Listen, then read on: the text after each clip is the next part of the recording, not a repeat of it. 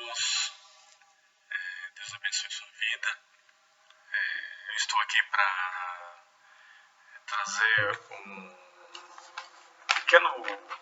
pequena meditação sobre o livro de Atos, né? Essa é, na verdade, uma aula da escola dominical. Me perdoe pelo som, eu não estou acostumado com esse tipo de tecnologia. A primeira vez que eu estou experimentando esse tipo de tecnologia. Pra gente ficar descobrindo as coisas aqui foi um problema danado. Mas eu penso que vai dar certo. Eu convido você a abrir a sua Bíblia no livro de Atos, o capítulo 10.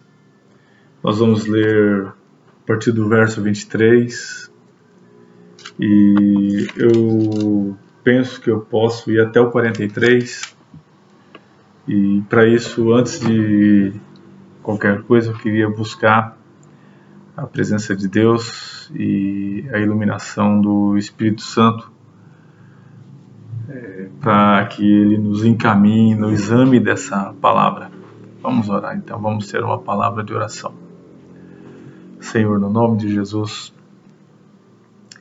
nós glorificamos o Teu nome e obrigado, Senhor, porque o Senhor tem estado no controle de tudo.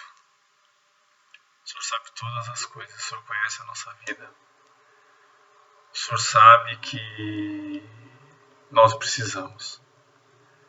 Nós te louvamos, ó Senhor, por tudo aquilo que está acontecendo. Louvamos o Teu nome, com a certeza de que Tu és o Deus de todas as coisas, que sabes, ó Pai, todas as coisas, sabe o melhor para nós.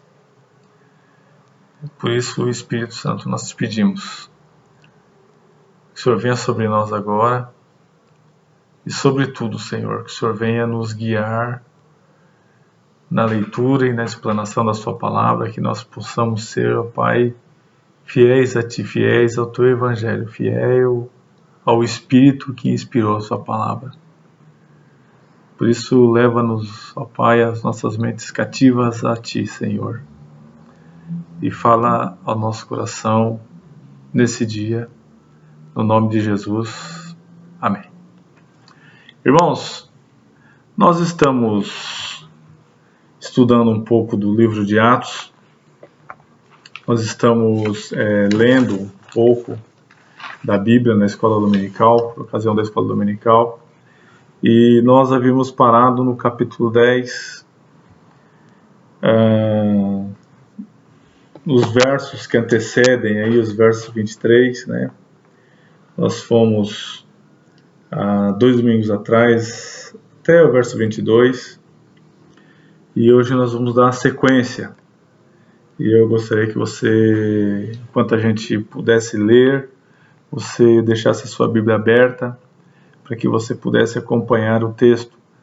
Eu não vou ler todo ele, porque na medida que a gente for lendo, eu vou falando e a gente vai tecendo algum comentário e tentando fazer algum tipo de aplicação para nós. Então eu gostaria que você prestasse bastante atenção, que você ficasse bastante atento. E se você tiver alguma pergunta, eu acredito que você vai ter, mas você pode mandar pelo WhatsApp ou por qualquer uma outra via de conexão com a gente. Então você pode mandar a sua pergunta e eu vou tentar responder. Eu, pastor Cícero, né? E a gente vai tentar responder. Mas eu queria começar então essa palavra lendo o verso 23 da Bíblia, Atos capítulo 10, verso 23. Então, só para você pegar um pouquinho do contexto, vou ler a partir do verso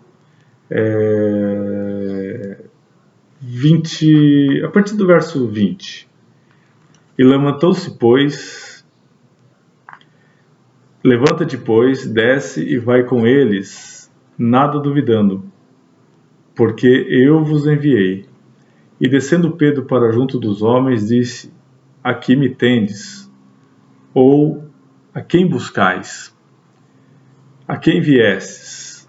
Então disseram: o centurião Cornélio, homem reto, temente a Deus, tendo um bom testemunho de toda a nação judaica, foi instruído por um santo anjo para chamar-te à sua casa e ouvir as tuas palavras. Então, nós temos aqui dois homens que estão em busca de Pedro. Ora, por que esses homens buscam Pedro? Esses homens estão buscando Pedro por um simples fato. Esse texto é um texto que marca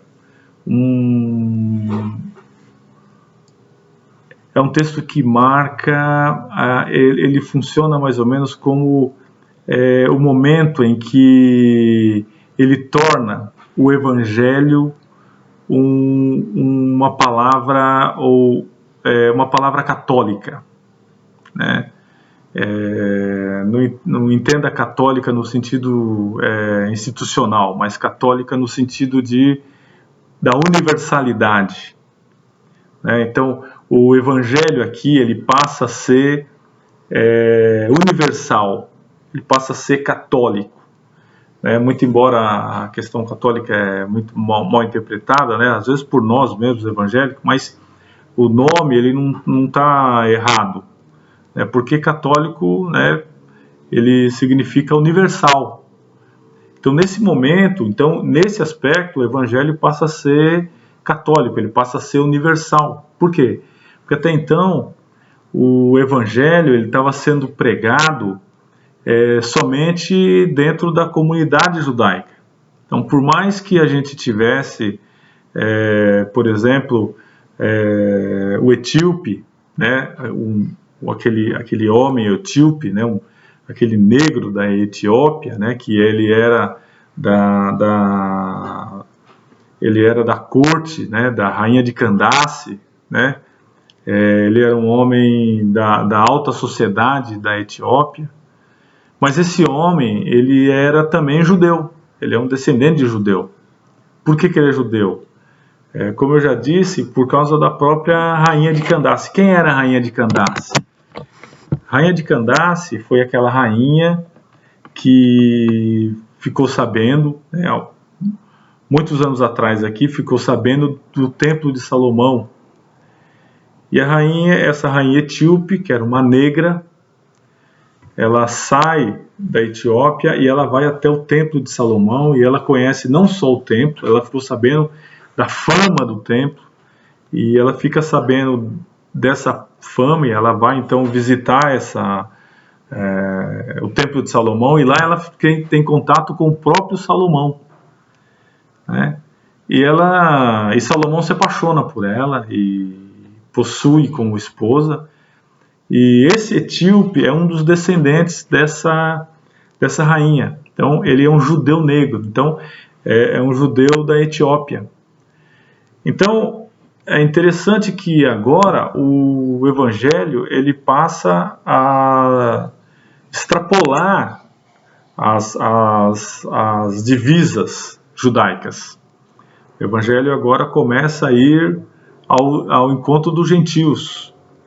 É muito interessante que Cornélio, que é esse capitão da guarda, é um homem chefe e tinha debaixo dele, debaixo das ordens dele, um grupo de 100 centuriões da guarda pretoriana, lá em Cesareia.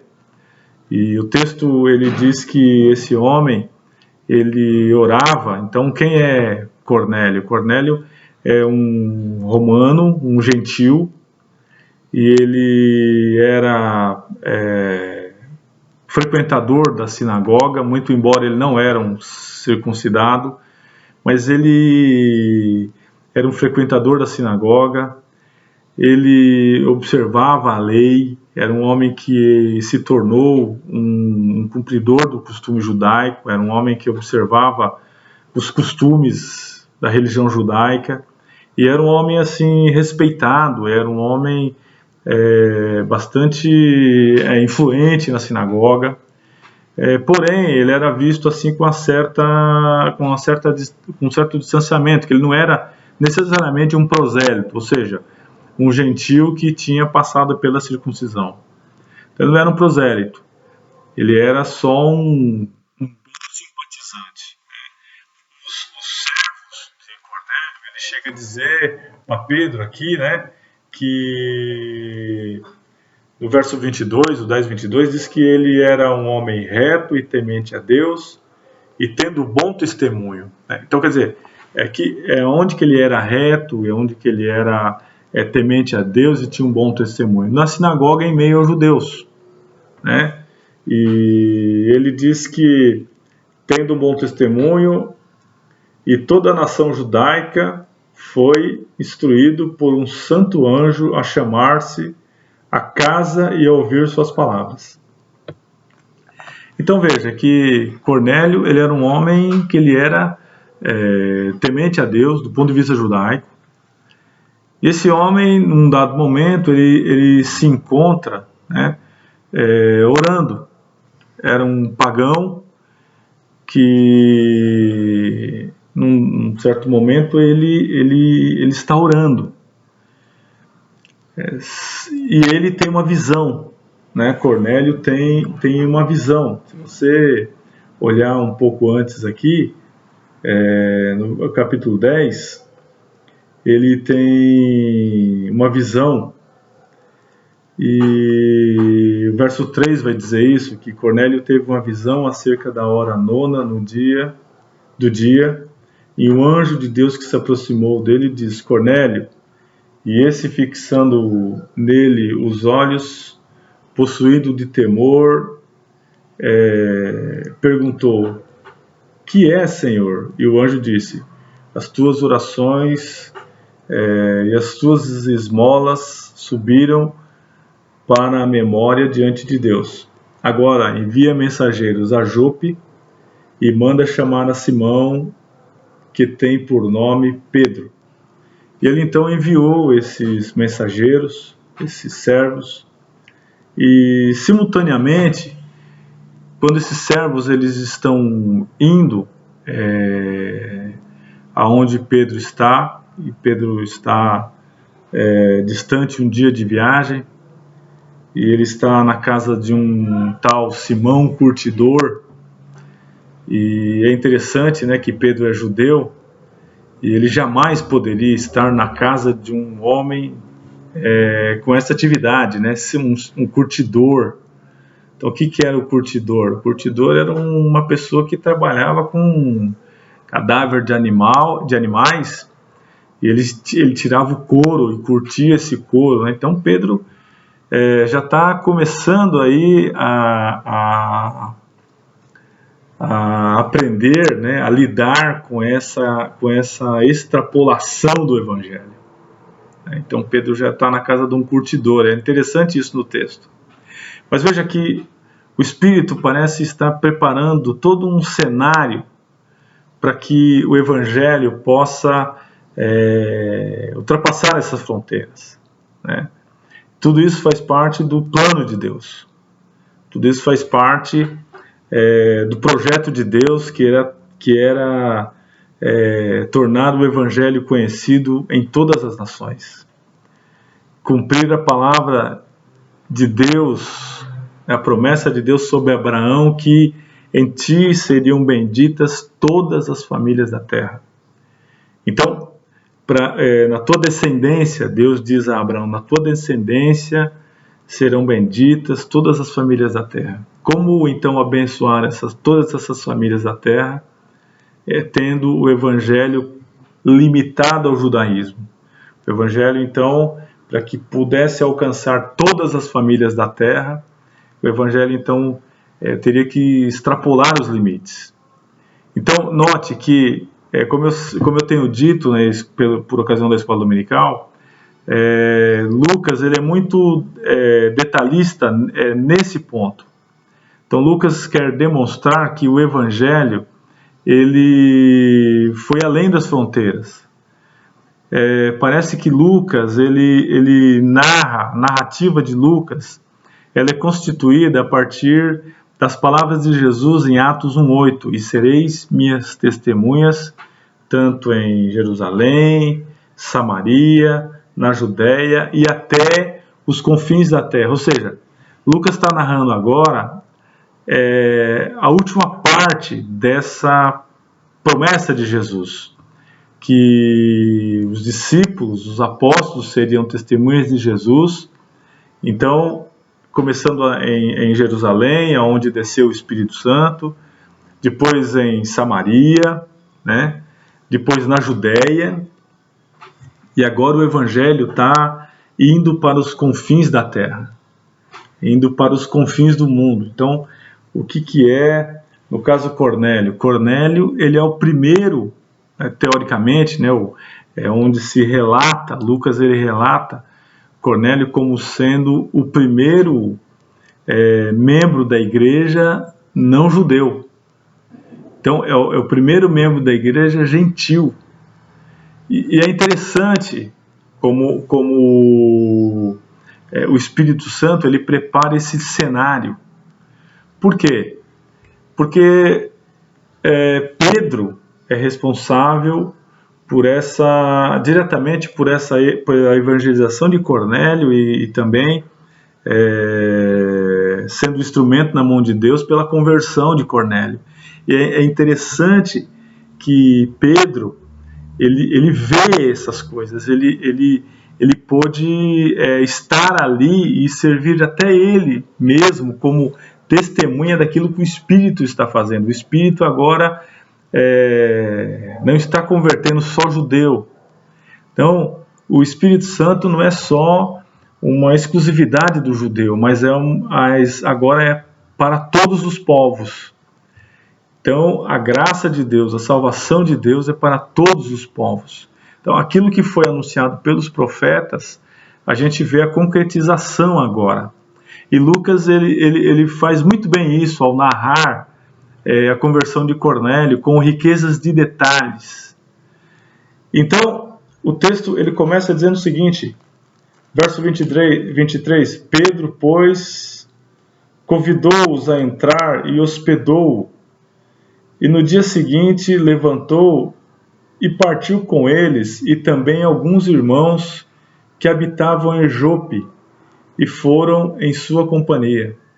Então veja que os servos de Cornélio, os mensageiros de Cornélio, eles chegam à casa de Pedro exatamente quando, se você ler um pouquinho antes, você vai ver que Pedro está tendo uma visão de um lençol que tem animais tidos como impuros pelos judeus, e Pedro tem uma visão, e Deus diz para Pedro, mata e come. E Pedro ele é relutante em dizer, Senhor, eu não posso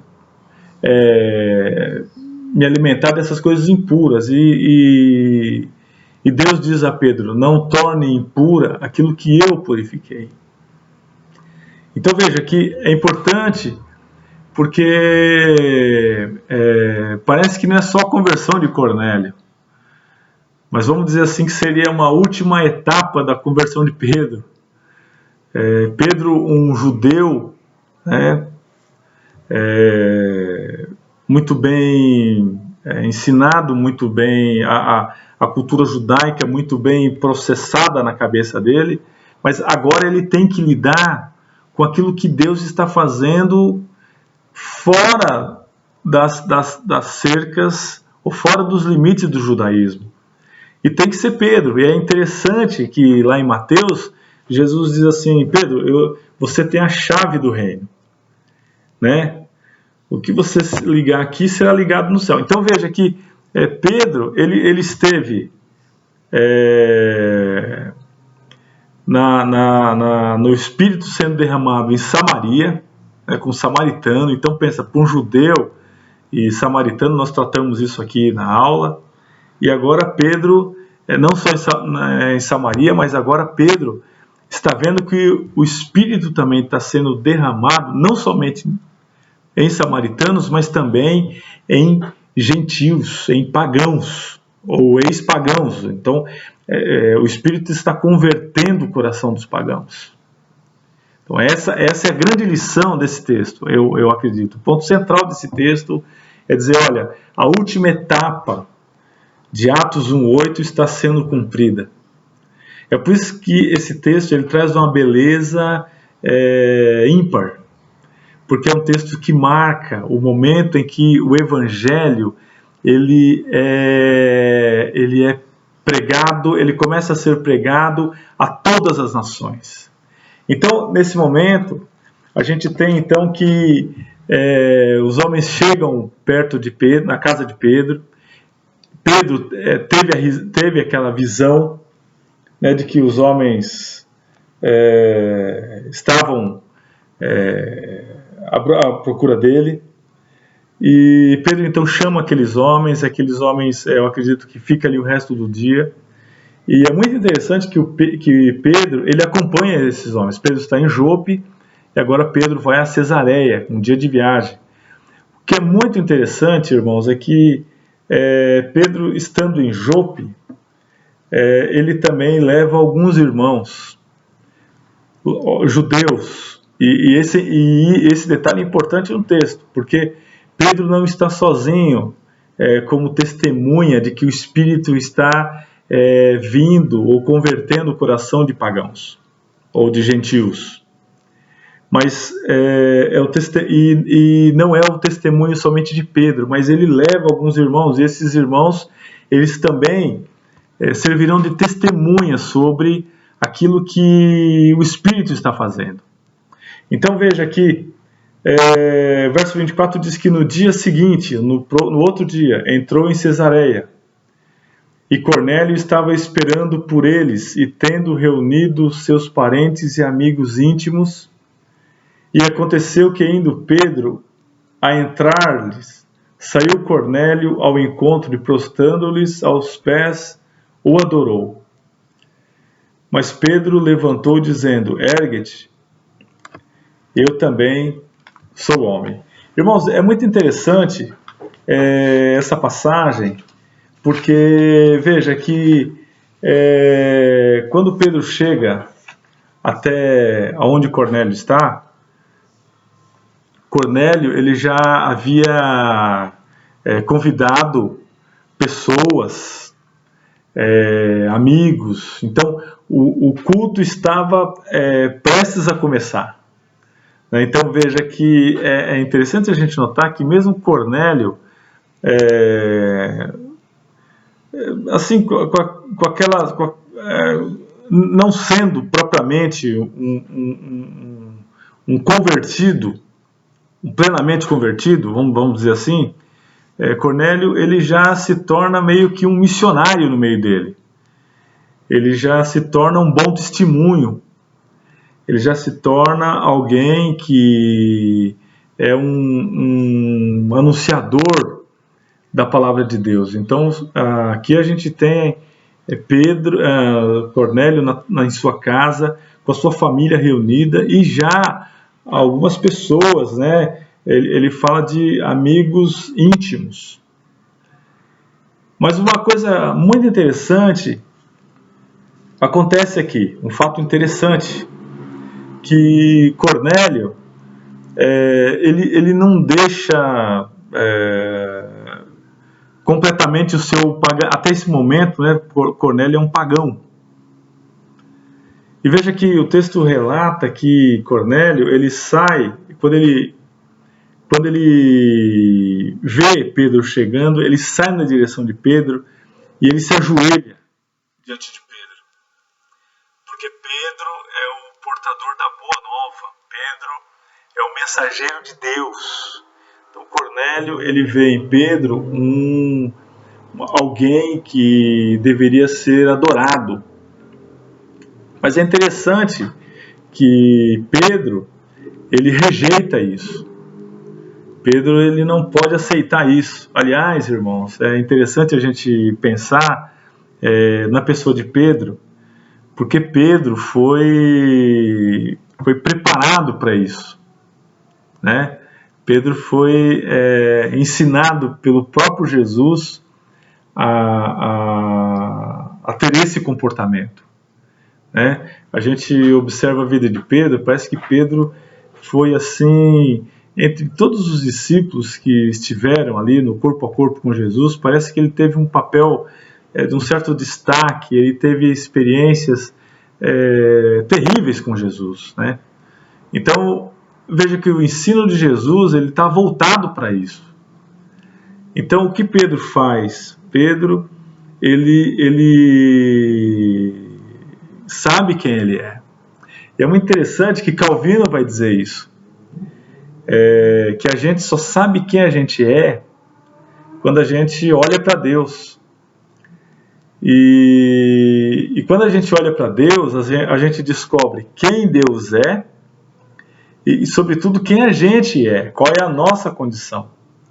É muito interessante se você pegar as Institutas de Calvino, no livro 1, logo no começo, na introdução, Calvino de cara, a saída dele já é dizendo isso. Então, quando a gente olha para Deus, a gente descobre exatamente quem Deus é. E somente olhando para Deus é que a gente tem condição de saber quem a gente é. Porque em Deus está toda a santidade. E estando Deus investido de toda a santidade, a gente consegue também saber quem a gente é. Nós somos criaturas de Deus. Criaturas essa que foi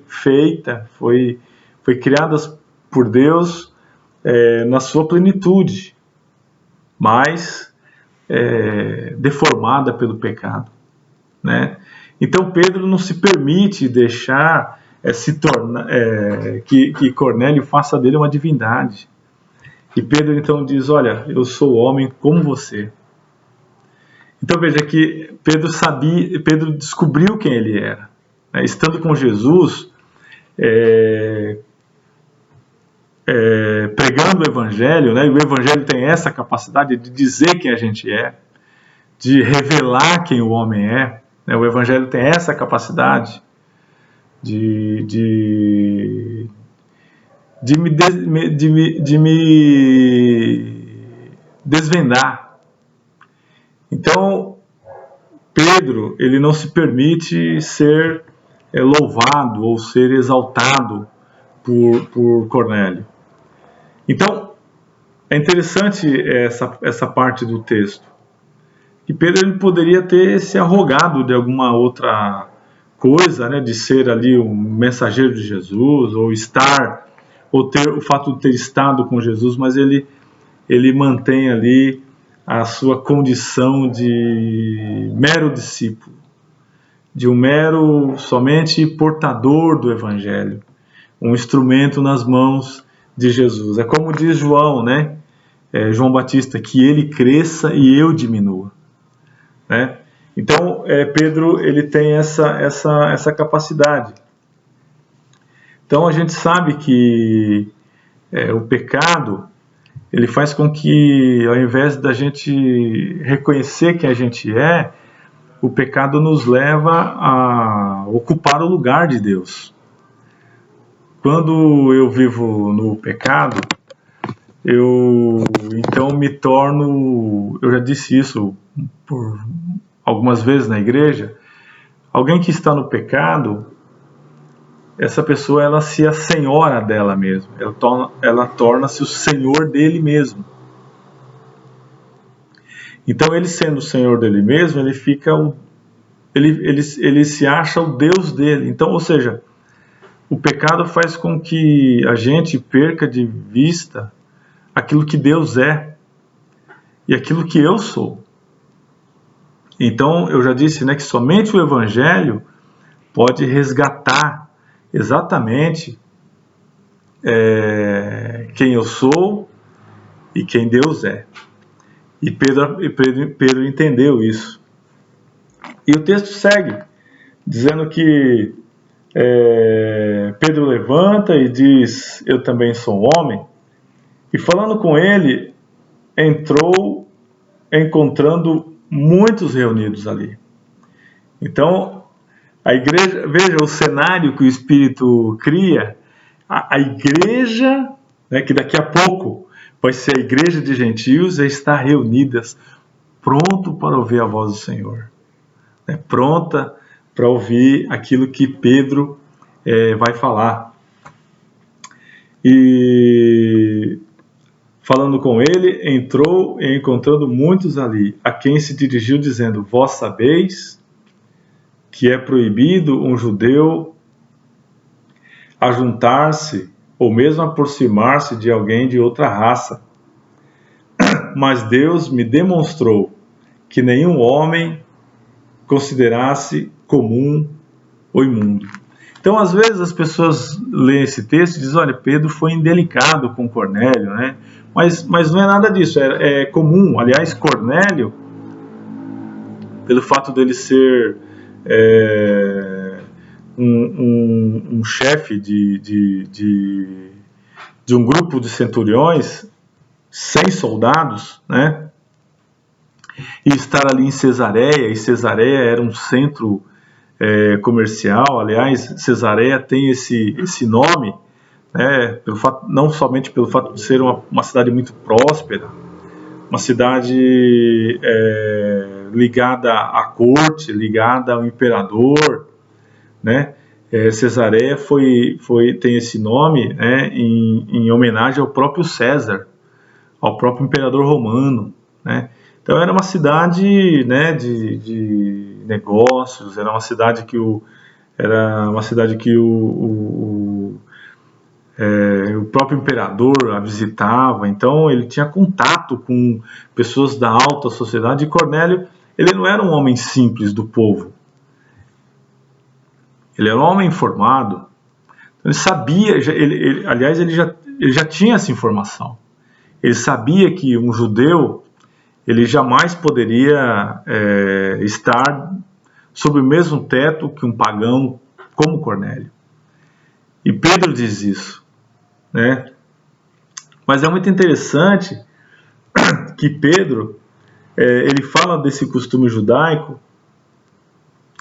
e ele faz uma ressalva muito interessante no final, quando ele diz assim: mas Deus me demonstrou que nenhum homem eu considerasse comum ou imundo.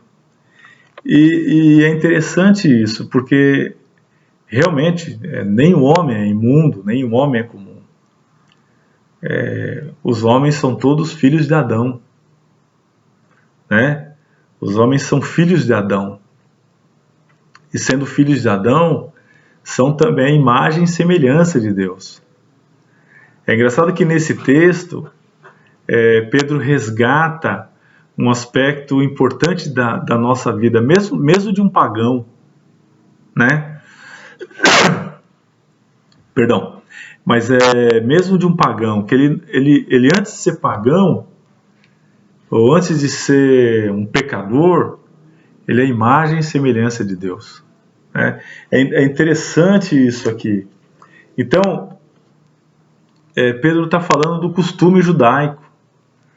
Pedro está falando de uma coisa que foi desenvolvida pelo judeu, e essa nunca foi a intenção de Deus, né? Nunca foi a intenção de Deus.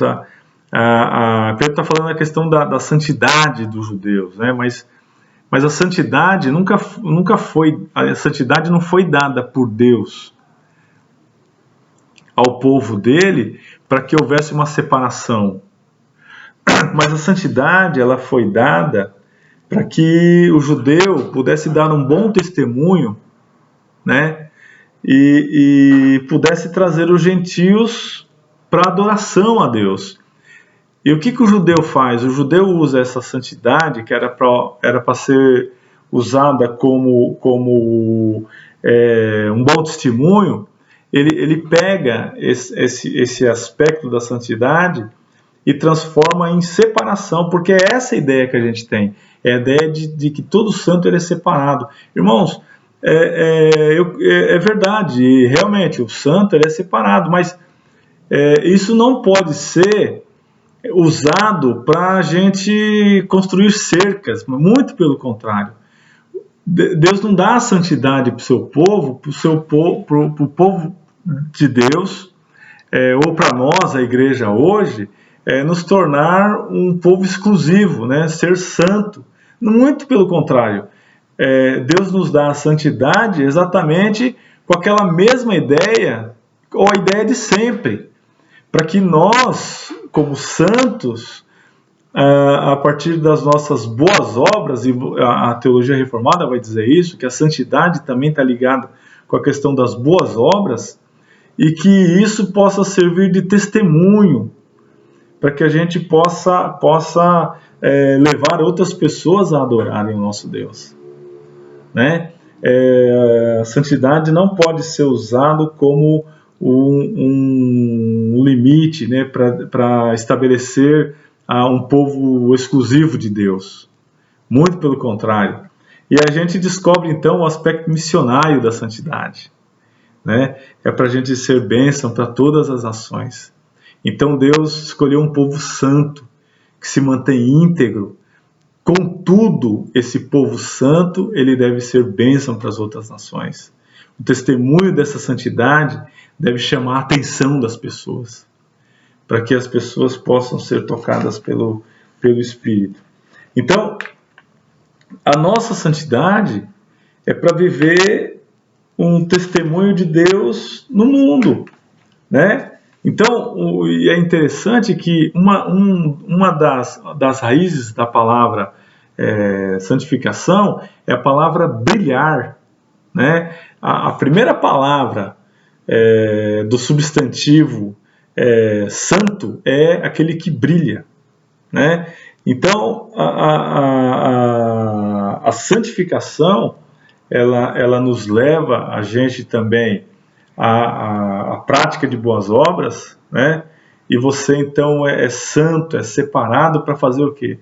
Para servir melhor a Deus nesse mundo, né? Servindo testemunho para o não cristão. Então, é interessante que o texto também fala que Deus, ele demonstra a Pedro que nenhum homem fosse considerado imundo, né?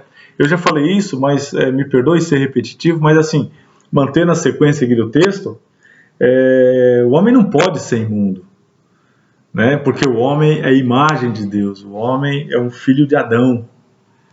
Então, foi Deus que fez, Deus não fez ninguém imundo, mas Deus fez o homem à imagem e à semelhança dele. E é interessante que Pedro entende isso. Como um judeu, como aquele cara que tem a cabeça judaica, Pedro está se abrindo para isso. Pedro está entendendo a mensagem do Espírito, né? Aliás, é interessante que nesse capítulo de 9 a 12, que a gente está tratando do Atos dos Apóstolos, mas do capítulo 9 até o 12, Lucas trata exclusivamente dos Atos de Pedro, né? É interessante esse aspecto de Atos, né? E Pedro ele tá diretamente envolvido na evangelização de pagãos. E lá na frente a gente vai ver por quê. Lá no capítulo 15 a gente vai ver o quão importante é Pedro estar nesse momento aqui, principalmente na conversão de Cornélio. Né? Aliás, o primeiro apóstolo a evangelizar um pagão foi o próprio Pedro. Né? Mas isso é coisa para mais adiante. Mas o fato é que o homem não pode ser imundo, porque ele é imagem e semelhança de Deus, e a gente entende isso no texto. Né? Então, é interessante que, por mais que o homem ele vai ser julgado e condenado, ele não vai ser julgado. Então, eu queria chamar sua atenção para isso. Né? O homem não é julgado, o ímpio, ele não é julgado e condenado por ser um impuro, por ser um imundo. Não é nada disso. É porque o homem é julgado e condenado por profanar a imagem e a semelhança de Deus nele. Né? Então, observe bem isso. A teologia reformada vai dizer isso. Né? Que o homem ele não é condenado por ser impuro, mas por profanar a imagem e a semelhança de Deus que ele possui. Eu não sei se os irmãos estão entendendo o ponto aqui. Por isso que nenhum homem é impuro. O homem vai para o inferno exatamente por profanar esse traço que eu e você carregamos do nosso Criador. Né? Essa imagem e semelhança de Deus é profanada, é descaracterizada pelo próprio homem. Por isso ele vai para o inferno. Né? Por isso que o homem ele vai para o inferno. Então, observe que aqui a obra do Espírito Santo, a obra do Espírito Santo na vida de uma pessoa. Então, veja só, Pedro, ele rejeita, né, volto a repetir, né, a obra do Espírito Santo na vida de Pedro e na vida de qualquer pessoa. Então, veja só, Pedro, ele rejeita ser tratado como um Deus por Cornélio. Esse é um aspecto. E agora Pedro rejeita tratar Cornélio como um impuro. O judeu ele chamava pessoas assim como Cornélio, pagãos como Cornélio, de cães, de cão, cachorro. Então é interessante o que o Espírito Santo faz na vida de Pedro. E o que ele faz? Ele faz com que Pedro entenda que ele não deve ser tratado como um Deus, e que ele também, e o Espírito Santo faz também com que Pedro entenda que ele não deve tratar Cornélio como um cão.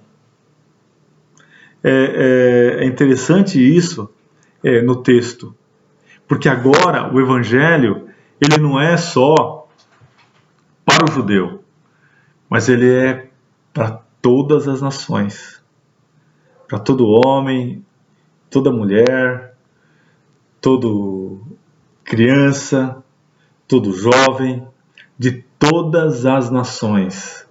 Então, é importante que Pedro ele passe por esse processo, de que ele não veja Cornélio como um cão, mas como um irmão. Né? É como um irmão a ser recebido. É isso que acontece na vida de Pedro agora. E é muito interessante esse aspecto da missão. Né? Então, observe que o texto então segue dizendo o seguinte, que verso 25, e por isso uma vez chamado, vim sem vacilar. Pergunto, pois, por que razão me chamaste? Por que razão me chamou? E aí Cornélio toma a palavra e diz, faz hoje 4 dias que por volta desta hora estava observando em minha casa a hora 9ª de oração. E eis que se apresentou diante de mim um varão de vestes resplandecentes. E disse, Cornélio, a tua oração foi ouvida e as tuas esmolas lembradas na presença de Deus. Irmãos, esse é um dado interessante do texto. Veja que Cornélio ainda não é ele não é um convertido. E Deus ouve aquelas orações tortas, aquelas orações que a gente julga que Deus não ouve, né? Orações mas que pelo fato de a gente estar muito tempo na igreja e a gente vê pessoas como Cornélio orando, né, e a gente julga que Deus jamais vai ouvir aquele tipo de oração. Mas aquelas orações assim, tortas, né, aquelas orações... Mas, irmãos, o texto, ele nos dá assim, uma mensagem bela. E esse texto nos afirma que Deus ouve a oração de muita gente que aos nossos olhos não mereciam ter suas orações atendidas. É interessante esse aspecto do texto. E o que é mais importante disso é que a gente sabe, né, que a gente precisa evangelizar, que a gente precisa falar de Jesus, mas observe que quando você vai evangelizar, Deus já chegou ali, Deus já está trabalhando, Deus já está fazendo isso, e isso é um alento para nós, porque a gente sabe que a gente não está sozinho na evangelização, que a gente pode receber um sim ou um não, mas que Deus já chegou ali, e que Deus ele já está trabalhando naquelas vidas. O fato é que essa é a grande certeza que a gente tem, né, que quando a gente prega o Evangelho e alguém aceita Jesus, é porque Deus já chegou ali. Deus já havia se manifestado para aquela pessoa, Deus já agia na vida daquelas pessoas, porque o Espírito foi derramado, irmãos. O Espírito já foi derramado sobre toda a carne, né? Então, Deus já está trabalhando, Deus já está convertendo pessoas. Então, nós não estamos sozinhos na tarefa da evangelização, de pregar o Evangelho. Obviamente, nós precisamos nos preparar, nós precisamos da unção do Espírito, nós precisamos do poder de Deus para a gente poder pregar o Evangelho. Nós precisamos de tudo isso. E é importante isso, mas na verdade Deus já está por trás de tudo isso, preparando essas pessoas, as quais precisam ouvir o Evangelho, né? É interessante essa questão do texto, né? Porque às vezes a gente pensa que a tarefa de pregar o Evangelho é uma ordem que a gente cumpre sozinho, mas não é. Deus está por trás de tudo isso, Deus já está trabalhando. Deus já está movendo os corações, Deus já está ouvindo orações, Deus já está criando um cenário para que possa haver conversões, né? É muito interessante esse aspecto do texto. E o texto, ele continua dizendo o seguinte: respondeu Cornélio, e disse Cornélio: a tua oração foi ouvida, e as tuas esmolas lembradas na presença de Deus. Manda, pois, alguém a Jope chamar Simão, por sobrenome Pedro, que acha hospedado na casa de Simão, o curtidor à beira-mar. Portanto, sem demora, mandei chamar-te, e fizestes bem em vir. Agora, pois, estamos todos na presença de Deus, pronto para ouvir tudo o que foi ordenado da parte do Senhor. Então, outro aspecto interessante que surge agora é que Cornélio diz assim, né, olha aqui, Pedro, está tudo pronto, né? Nós estamos prontos para ouvir. E veja só o que Cornélio fala, né, para Pedro. Ele diz assim, olha, estamos todos aqui na presença de Deus. Então, quando a gente abre a Bíblia, irmãos, nós não estamos na presença de qualquer pessoa. Nós estamos na presença de Deus. É importante que a gente saiba disso. Nós estamos na presença de Deus, né? Hoje, mais do que nunca, a gente precisa ter essa concepção, ter esse entendimento, que quando eu abro a Bíblia, quando eu elevo a minha voz aos céus, não são palavras vazias, não é uma ação sem fundamento, uma ação despropositada, né?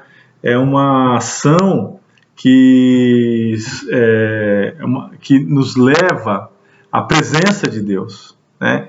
Quando você lê a Bíblia, você não está jogando palavras no vento, mas você está cumprindo um ato diante da presença de Deus. Então Deus que te contempla, então é esse mesmo Deus que te abençoa, esse mesmo Deus que ouve a tua oração, é esse mesmo Deus que ele supre a sua necessidade, ele sabe do que você precisa, é esse Deus que põe pessoas para você no teu caminho para você evangelizar, é esse Deus então que está perto, está no meio da sua igreja. Então todas as vezes que a gente abre a Bíblia, que a gente junta as pessoas, nós estamos diante de Deus, como Cornélio diz, olha, a igreja está reunida, nós estamos diante de Deus e nós sabemos que você é portador da palavra, então que você se torne agora a boca de Deus e fale aos nossos corações, diga aquilo que Deus tem para dizer para nós, faça aquilo que foi ordenado, que vem da parte do Senhor, é isso que o texto diz. E o texto segue dizendo, então falou Pedro dizendo, reconheço por verdade que Deus não faz acepção de pessoas. Irmãos, esse é um texto, essa é uma parte do texto que assume um valor poderoso. Então pensa que tudo começou lá em Gênesis 12, com Deus escolhendo um homem lá, descendente da cidade de Ur dos Caldeus, um homem chamado Abrão, e Deus chama esse homem e diz, olha, da sua descendência surgirá aquele que abençoará todas as famílias da terra. Então agora a gente vê nas palavras de Pedro, e Pedro dizendo o seguinte, que Deus não faz acepção de pessoas. Então veja que esse é um cumprimento de Gênesis 12, que não podia ser diferente, irmãos. E por isso que a gente diz que Deus vela pela sua palavra e Deus cumpre sua promessa. Então a promessa de Deus está sendo cumprida aqui, que na semente de Abraão iria surgir alguém, ou dessa descendência viria alguém que tornaria, que seria bênção para todas as nações, e que todas as famílias da terra seriam abençoados nele. Então, veja que aqui está se cumprindo. Então Deus não faz acepção de pessoas. É como diz lá em Gálatas, que já não tem judeu nem grego, nem homem nem mulher, nem escravo nem livre, porque todos nós somos iguais diante de Deus. Então é interessante a gente observar isso. Então, por isso que eu digo que esse texto ele é significativo, ele é muito importante. Por quê? Porque ele marca exatamente a extrapolação do Evangelho, não sendo uma exclusividade do judeu, mas indo para todos os povos, indo agora em direção aos pagãos. E é significativo que Pedro esteja aqui. Então o texto segue dizendo o seguinte, que verso 35, pelo contrário, qualquer nação, aquele que o teme faz o que é justo, lhe é aceitável. Então, pelo contrário, em qualquer nação, aquele que teme e faz o que é justo, é aceitável. Verso 36, e esta é a palavra que Deus enviou aos filhos de Israel, anunciando o evangelho da paz por meio de Jesus Cristo. Este é o Senhor de todos. Então, irmãos, a gente vê que realmente existe aqui, igual o Pedro está falando, E essa palavra que Deus enviou aos filhos de Israel, realmente, né, primeiro veio aos filhos de Israel, porque esse é um povo escolhido. Então, não há o que negar, né? A gente não tem o que negar, né? Que Israel foi realmente escolhido, né? O próprio nascimento de Jesus, né? Jesus era um judeu, né? Jesus era do povo de Israel. Então, tem essa questão mesmo, né?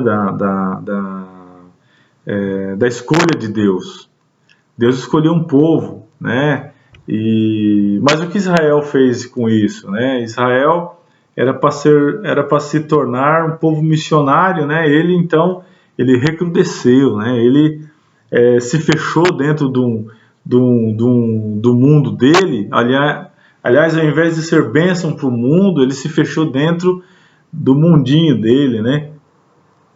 Então Deus levanta Israel para que esse povo de Israel fosse bênção de Deus para o mundo, né? Mas aqui a gente tem um relato de Pedro, né, dizendo que vós conheceis a palavra que divulgou por toda a Judéia, tendo começado desde a Galileia, e depois... perdão, irmãos, verso 36. Esta é a palavra que Deus enviou aos filhos de Israel, anunciando o evangelho da paz, por meio de Jesus Cristo. E este é o Senhor de todos. Este é o Senhor de todos. Então, veja, vindo da própria boca de Pedro. Então, a gente volta lá no começo, né? Quando a gente sabe quem a gente é e quem Deus é, né? Quem Jesus é. Então, é importante a gente saber exatamente quem Jesus é. Ele não é uma exclusividade, né? Ele é, como diz Pedro, o próprio Pedro diz aqui, o Senhor é o Senhor de todos, né? E é interessante, a partir daqui, Pedro, ele então aqui a gente tem o início da mensagem de Pedro, o sermão que Pedro prega. Então, como que é o sermão que Pedro prega, né? Primeiro, ele fala da vida e do ministério de Jesus. Em seguida, ele fala da morte de Jesus, né? O ministério de Jesus com a tentação do diabo e tal. Ele fala da morte de Jesus e ele também fala da ressurreição, né? Verso 40, esse ressuscitou Deus no terceiro dia e concedeu que fosse manifesto. Então, Pedro, ele passa pela vida, pelo ministério de Jesus, pela morte de Jesus e fala também da ressurreição. Então, veja que a palavra do Evangelho é essa, né? Que fala sobre Jesus, que narra sobre Jesus. Então, é interessante que essa é a mensagem apostólica. Essa é a mensagem apostólica para uma igreja apostólica, ou seja, é uma igreja fundada no ensino dos apóstolos. Que ensino é esse? Esse ensino ele é baseado na vida, no ministério, na morte e na ressurreição de Jesus. Esse é o Evangelho de Jesus, né? Então, esse é o meio de Deus revelar, ou se revelar, ou revelar aquilo que Ele fez para o mundo. Como que ele se revela? Usando a igreja dele, usando essa pregação. Então veja que faz 2000 anos que essa igreja prega esse evangelho e Deus usa essa igreja apostólica, essa igreja que é fundamentada nesses ensinos, né? Sobre o ministério de Jesus, sobre a ressurreição de Jesus, sobre a morte de Jesus, sobre a vida de Jesus, e esse é o evangelho de Jesus. Então, Deus criou o quê? Uma comunidade que conta essa história, né? O que é a igreja, senão uma comunidade que conta a história de Jesus. Você já parou para pensar nisso? A igreja é uma comunidade, é um grupo de pessoas escolhidas por Deus que conta exatamente essa mesma história há 2000 anos, irmãos. Uma história que, né, parece, né, alguma coisa assim sem sentido, mas que eu gosto muito dessa expressão, né, de um professor que eu tinha, né, do Júlio Zabatiero, né, ela é energizada pelo Espírito Santo, né, ela usa como combustível o Espírito Santo que convence as pessoas da justiça, do juízo, né, e do pecado, né? Então, Deus, como é que Deus então ele se manifesta ao mundo? Como é que Deus mostra os seus feitos ao mundo? Através desse grupo chamado igreja, né? O caminho de Deus se revelar ao mundo é através da igreja. Então é engraçado, né, que às vezes as pessoas falam assim, eu só creio em Deus se Ele mandar um anjo aqui na Terra e se revelar a mim. Irmãos, pode até ser que isso aconteça. Mas o anjo vai se revelar a esse cara e vai dizer, olha, vai para a igreja. Porque é lá na igreja que a gente vê a revelação de Deus. É lá na igreja que a gente vê essa história sendo contada. É lá na igreja onde as pessoas são tocadas por essa mensagem. É lá na igreja em que essas pessoas elas acham sentido para a vida delas. É lá na igreja onde essas pessoas têm os seus olhos desvendados, onde essas pessoas entendem o que elas são e o que Deus é, né? Então a mensagem do Evangelho é essa. Fala sobre a história de Jesus, a sua vida, a morte, a sua ressurreição, do Senhor que deu a vida por nós, do Senhor que deu a sua vida no madeiro e que daqui a alguns dias a gente vai comemorar a Páscoa, que é a morte e ressurreição de Jesus, a festa mais importante da igreja, que está narrada, né, amplamente no Evangelho. E esse é o Evangelho de Jesus. Então, irmãos, para a gente poder finalizar aqui, verso 41, não a todo o povo, mas a testemunhas que foram anteriormente escolhidos por Deus, isto é, a nós, que comemos e bebemos com ele, depois que ressurgiu dentre os mortos. Então, é exatamente aquilo que eu acabei de falar, né? Deus escolheu a sua igreja como portadora da mensagem, como portadora da manifestação, da mensagem da manifestação de Deus no mundo, né? E para a gente concluir, diz o verso 42, e nos mandou pregar ao povo e testificar que ele é quem foi constituído por Deus, juiz dos vivos e dos mortos, e dele todos os profetas dão testemunho. Veja, todos os profetas dão testemunho de que, por meio do seu nome, todo aquele que nele crê, receba a remissão de pecados. Para a gente concluir, queria dizer que Cristo, ele é o cumprimento da profecia. Aquele a quem os profetas anunciavam. Ele se encarnou e viveu em nosso meio. E, como eu já disse, né, viveu, desenvolveu seu ministério, morreu, ressuscitou. E agora, irmãos, ele continua fazendo as mesmas obras que ele fez quando ele esteve em vida aqui.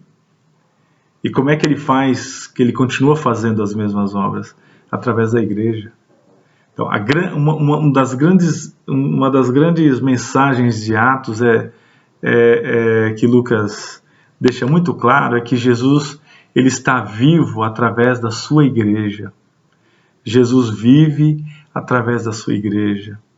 Então, fazendo os mesmos milagres, anunciando a palavra de Deus, anunciando o Evangelho, Jesus vive.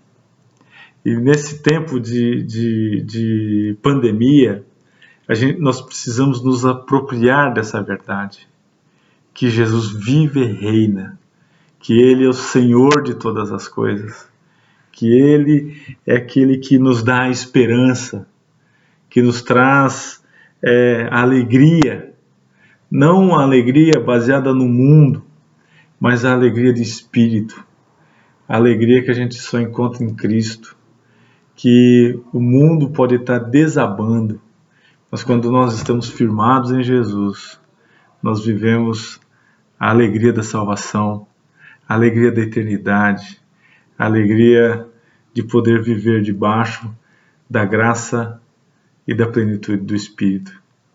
Deus abençoe a sua vida. Obrigado por me ouvir. Desculpe aí, o vídeo ficou bastante comprido. Eu espero dar uma reduzida. É a primeira vez que eu estou fazendo, por incentivo do pastor Cícero. E eu agradeço você, agradeço a igreja que me ouviu. No nome de Jesus. Obrigado.